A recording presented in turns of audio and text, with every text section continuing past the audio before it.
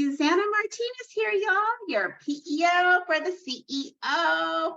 And today I have a special guest, Blanca Abbud from Engage, the PEO lady. So we're here to talk about PEO. So why don't we just open it up? And Blanca, why don't you just tell us a little bit about yourself and how you got into the PEO world? Awesome. Yes. Thank you, Susanna, for asking me to be on. It's great to collaborate with other women in PEO. So I love that you asked me to be on your show and talk about PEO, right? Because that's what we talk about all day, every day. Exactly. Women but power. yes, exactly. I keep in touch with so many of the women in PEO that have really made a difference. I always tell my girls, you guys are PEO legends because not many women last in this industry for as long as we have. So Yeah.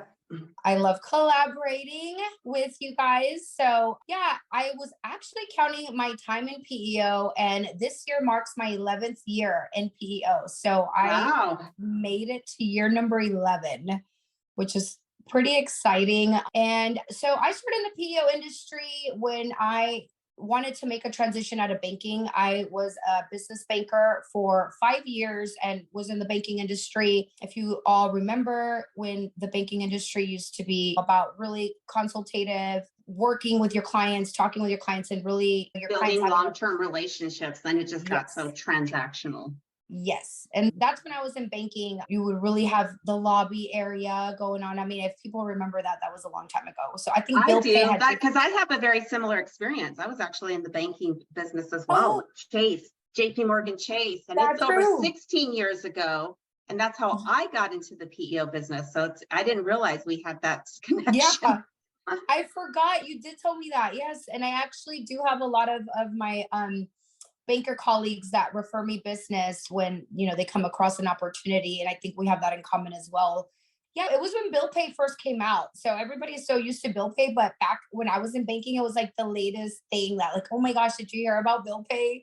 So that was a really great experience. I was able to help business clients with their lines, loans, really helping them grow and scale their business, right? So I was still doing the same thing just through financial products for businesses. So that was, I guess, correlation there in the business banking industry and then going to the PEO industry. You're still helping businesses. So that was probably the only thing in common that I had. Other than that, I had no idea what I was getting into. I had no idea what PEO was. I just knew that I didn't want to be in banking anymore. I was tied to my desk 8 to 6. I did not Hated move. that. It was like a ball and chain. I did not move from my desk. I literally was tight. I think I remember eating lunch at my desk and just like helping the next person in the lobby. It was great, but it definitely, I knew that I was meant to do more. I knew that I wanted to help businesses in different ways and maybe help businesses throughout the US. Interviewed and got the job. And I remember I closed my first deal in my first 30 days, which is pretty unheard That of. is really unheard of in the PEO world. Yeah, good for Yeah. you. Yeah, it's Yeah. a So longer sales cycle, especially when you're selling benefits in the white collar type PEO companies. definitely. Mhm. So I remember going to training and I had already closed my first deal before I got to training. And Wow. there was one other person that had closed their first deal in 30 days that we got recognition in the training class. But, I didn't close that deal because I knew everything about PEO. I closed that deal because I knew how to reach out to business owners and I knew that we had a product that could help them and a solution that could help them. So I think it's funny how people get into the PEO industry and they want to learn everything and they start researching and reading but you really don't learn the industry until you start working cases and really start working with clients and helping clients. And that's really how I got to be so good in such a short amount of time. I think by probably my year 2 or 3, I was already well known in the industry, but it wasn't because I sat there and tried to learn everything. It was just because I got a large amount of cases very early on to work and That's I the way you studied learn them. is just start working them Mhm. and full on in. Yeah. Yeah. So So let's that talk was about some of your cases. I'm sure 11 years, you have a lot of different companies that you've helped. So Can you just bring to mind a few good companies that you can think of right off the bat that you've really helped in the PEO world, help save them money or help as far as their back end of the HR or compliance, or really save help Definitely. them dot their I's, cross their T's when it comes to HR and compliance? Yeah, most definitely. So I'm mainly known to work with blue collar industries, blue and gray collar. That's really been my niche for Oh, okay. a good amount of my time in PEO. I would say probably the last year I turned that around and I'm working more with tech companies now, but that's been out of probably the past 12 months. That's been really doing well for me. But when you work with blue collar and gray collar industries, it's definitely a different type of client. So a lot of times people talk about saving money and better benefits and things like that, which is great. But in the blue collar space, sometimes it's different. It's more Yeah. whether it's compliance, risk and safety issues. And we've been successful in all those areas. And I can talk about those success stories, but really the ones that come to my mind is some of the clients that I've recently brought on in the hospitality industry. Okay. And a lot of times it's a client that maybe has a really good product or has a really good talent or skill set, but just doesn't really know how to get that business really off the ground. They may already have hospitality, meaning restaurants, chain restaurants, food truck parks, which I've been working on a lot here in San Antonio. And those clients are really good and successful at what they do. They just need somebody to really guide them and giving them that infrastructure and expertise that they need to really take off. So most recently, I've had 3 clients in that space that started with one location and have grown now to their 3rd location. And when you really see that growth in opening up multiple locations in different cities, that's really for me the success of the client, right? Yeah, Getting that one absolutely. location. Yeah. So getting that one location and kind of setting up like the blueprint for them so that they really have this blueprint product now that they can scale to moving to another location, a bigger location, or multiple cities. And I've been able to do that successfully for many clients, not just in the hospitality industry, but also in the sales and distribution industry. So I have a lot of clients that do warehousing, sales, and distribution. And those clients have really taken off with this model, really. And the model is making that company so streamlined and efficient and automated that it's easy now to scale or open up a new location. A lot of times that the client gets so bogged down in just that one location that they're so scared to grow. Yeah. They can't grow. They're inundated with administrative things going on, compliance issues, maybe audits happening, that they just really can't even think about growing the business, right? So we Mhm. come in, clean that up, streamline their processes, make them more efficient, give them back a lot of their time. So now that they have that time, they can focus on the growth, the profitability of the company, looking at different locations where they want to open and really giving them the freedom to grow the business. So that's been a lot of my success stories lately. I mainly focus on the Texas market because that's where I'm based out of. But Okay. I do sell frequently on the East and West Coast, depending on the necessity or referral, right? So I'm not out there commonly in other states. I focus mainly on Texas. So that's where the majority of my clients reside. But I do have clients in Florida, California, North Carolina, Oregon. I have several in Oregon.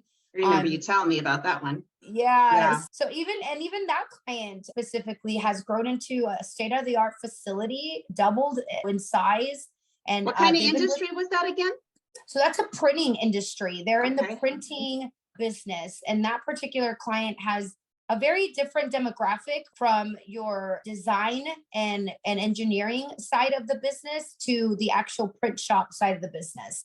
So just within that specific company, you're talking about different demographics, different age groups, different needs for benefits. And then of course, Oregon itself is different when it comes to employee benefits. So Yeah. knowing and learning that market was really interesting. But yeah, that's one of my that kind of is near and dear to my heart. A very good friend of mine that brought that client to me. So lots of success stories. It's good to know that we're helping companies and good to know that we're helping their employees and their employees' families. So it's such a good, fulfilling moment when you talk about these success stories. Awesome. So you're helping them streamline. I mean, that's really the whole concept of the PEO is really consolidating multiple vendors, streamlining their systems, making them more efficient, and then helping them grow and scale and focus on their business. That's why they got into business, not because they wanted to do an HR audit or compliance or unemployment or a Or workers' Department of comp audit, Labor audit or anything else. onboarding, offboarding benefits,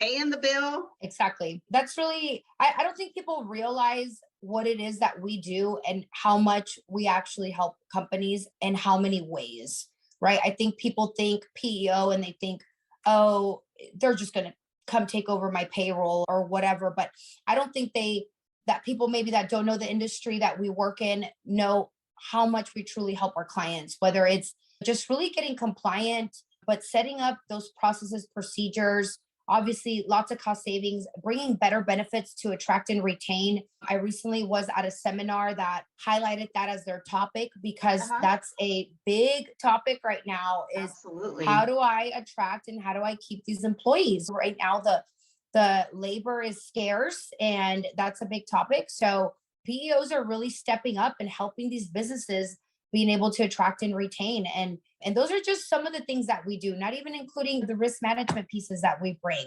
So lots of resources available and lots of help and lots of moving pieces in our industry and the way we help businesses. Awesome. Well, thank you, Blanca. I thought since I have an opportunity to work with a company that actually in Texas that has government contracts, federal government contracts, and they have a lot of employees that need fringe benefits, not all of their employees, but some of them. And you said you had some experience in helping companies, and that's something that a lot of PEOs struggle with. So talk to me a little bit about how you've helped your clients as far as with government contracts. Yeah, and it's funny because that topic has been coming up a lot recently is the government contracts. I think probably in the past 12 months, again, I'm just really taking a shift more to the tech, cybersecurity world, government contracting world. And we do have special benefit consultants that focus on the fringe benefit aspect. And we take a different approach when it comes to the benefit consulting. I mean, not only myself as an expert in that area, because I do claim to be benefits specialist, but also just the consultants that we work with internally have the tenure, the expertise in those areas. And I really wanted to say that's a differentiator of Engage, that we don't hire entry level employees. We really have tenured, highly skilled, highly trained and educated employees. So when it comes to benefit consulting and fringe benefits, I really lean on Brenda, by the way. Brenda's my benefit consultant. Her and I partnered together to really brainstorm and strategize the benefits for these companies. And so some of the bigger players in our industry really don't have any strategy. They literally will throw, hey, here's 10 plans. The employees can pick and choose. There you go. That's your benefits. Pay the minimum contribution or pay more if you like. That's it. So there's really no strategy. And so when I go into these companies, they're struggling with obviously so many different plans that the employees are overwhelmed. And then there's no strategy in the plans that they picked. So when we go in and do consultation, we're really strategic and, hey, let's focus on the plans that are being utilized. Let's focus on the demographics and what they need. And then, of course, let's focus on what that contract entails and how you're supposed to pay the fringe benefits. And then we develop a strategy around that. So when we come to the table, we come with strategies and we come with different scenarios and recommendations. So we're already setting ourselves apart by being prepared with these different items, where again, most PEOs are not that strategic. They really just have a one size fits all model. And we don't have that. We really a la carte and customize to every client. And I would say that in itself is just a differentiator.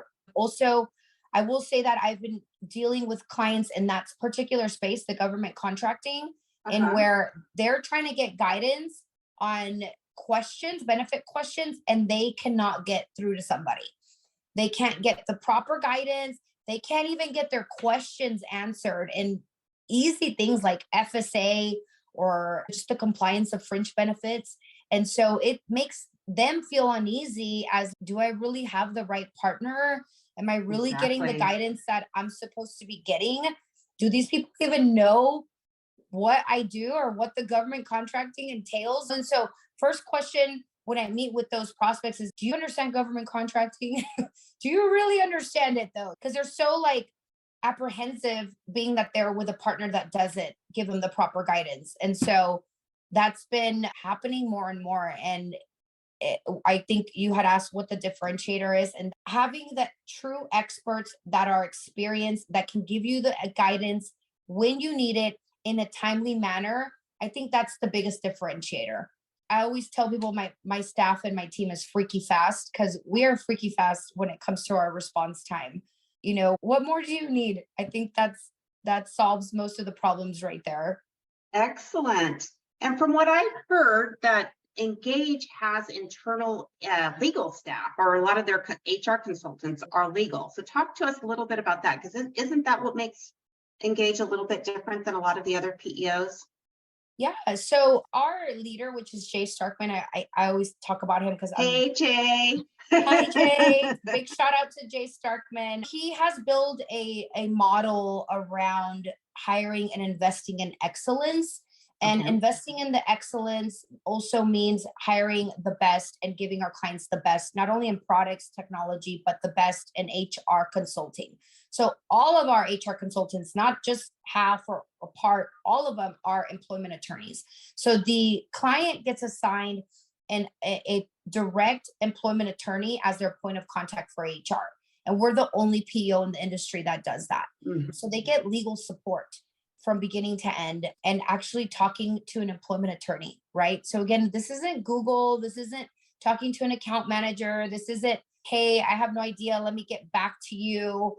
You never hear from them, or just piling on a bunch of attachments onto an email and saying, here you go, read through this. This is an actual person that you build that relationship with, that knows your business, that you can call on to get legal advice and legal support. Wow, that's fantastic. Do any stories come to mind of any clients that really was able to lean on that support and help save them, or Oh gosh, all of them. For whatever reason, I've always been really good, even though being in the blue collar space, medical practices have always been a niche of mine, and it's word of mouth.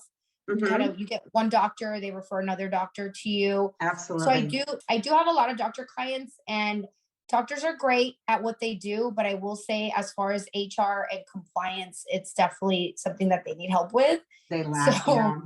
most recently, I brought on a medical practice that was a heavy utilizer of the HR services, and that was one of the highlights. They even, in the interim of when we were implementing, they had to let their practice administrator go. And they were, do we even really need to hire another practice admin? You guys have been doing everything that person would be doing. And so that stands out to me. FLSA audits, exempt and non-exempt, is a big thing Mhm. and part of the first HR service and task that we do when we come on board. And that was one of the things that they requested, was making sure that the employees were coded and classified correctly when it comes to exempt and non-exempt. And we do that firsthand when a client comes on board to make sure that they are in compliance with FLSA. Awesome. So that's part of the onboarding process. Yes. Most people don't do that. And I think, I want to say, I've heard that most PEOs, you have to request that, and Mhm. it's not a thorough thing. It's like, here again, here's the guidelines of what exempt and non-exempt is, figure it out kind of thing. I mean, we actually go step by step through each employee, what their job description is, what their duties are, what they're currently classified as, and then classify them correctly. Companies, they've went through an audit and they've have some huge problems when it comes to HR, maybe an EEOC claim, a discrimination claim, and they've got some high legal fees. And then they bring a partner in like you. Obviously, your team cannot go backwards prior to them being a client and helping them, but you can help them going forward to making sure that they can nip things in the bud and dot their I's and cross their T's. So what are some other things that your team would do for them?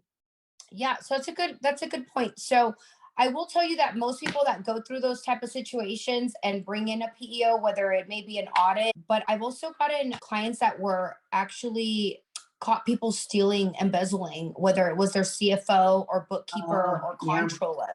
Mhm. And those people, once that happens, they go to PEO and they never turn back to going in house. They stay with the PEO because we really do have the checks and balances that they need in regards to that specific item. And it happens a lot, All the time. all the Yeah. time, more than people like to talk about. And I will tell you that once that happens to an owner, they're like, I will never go back to doing it myself or having somebody manage the payroll. Where really what they're doing, and even in regards to the audit question, is that they're offsetting that risk completely. They're offsetting that risk and liability to the PEO of the audits or the compliance or potential internal theft.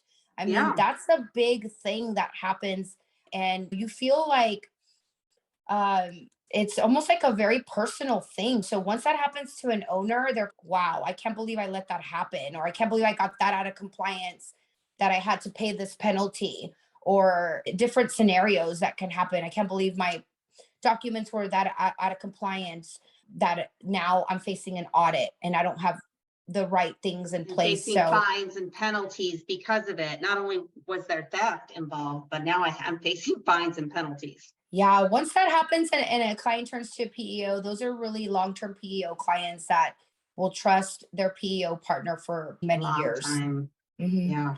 Well, awesome, Blanca. I certainly do appreciate your time. I'm glad we finally got together. I know we were going back and forth a little bit with each other's calendars, so I'm so I glad we know. got together. Is there anything Me else too. you'd like to add to wrap up the call today? Yeah, well, I just want to say things are changing economically in the United States and a lot of states, and more companies are leaning and turning towards PEOs to for many reasons that we just mentioned. But I think PEOs are finally getting the proper reputation that we deserve and getting the kind of like the thumbs up, right? It's like we're getting Well that said. Yeah. approval. We're getting that approval, and it We're really getting the is like, stamp of approval. yes, go with the PEO, right? But I deal with Texas clients, and a lot of times I deal with like stigmas or myths, or why would I go with a PO? I've heard so many bad stories, and it's, well, no, but there's so many good stories, and there's so many things that we do good for businesses. And I feel like we're really turning that page to more and more companies going to PEO and saying, oh, wait a minute, I heard so and so's with a PEO, and I heard Mhm. they're doing amazing, and Yeah. or they're with Engage, and a lot of my business is word of mouth, right? And a lot of it is, hey, so we're seeing how good they're doing, and we know that they're with Engage. We also want to work with you. So I feel like PEO industry is really taking a great turn for the best. And when you work with people like us, right, that are have integrity, are ethical, that have Yeah. the client's best interest in mind, we're really going to be able to have a lot of more success stories in the future. Awesome. Well said. You heard it from Blanca, the PEO lady. The world is getting the PEO stamp of approval. Yes, that's right. Thank you. Thank you. Suzanna Martinez here, your PEO advocate, fighting to maximize your benefits without overpaying in PEO fees. If you like my content, please hit the like button and subscribe or comment below.